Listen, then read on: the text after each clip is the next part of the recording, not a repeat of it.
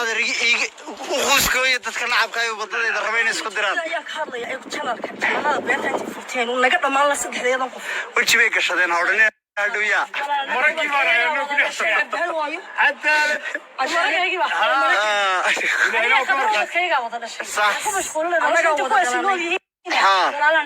waa si wanaagsan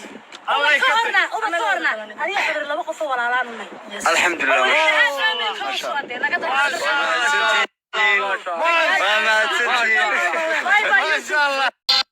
inaad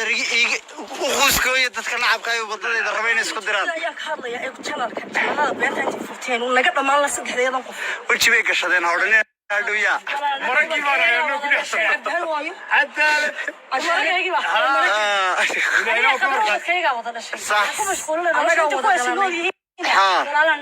waa si wanaagsan alxamdulilah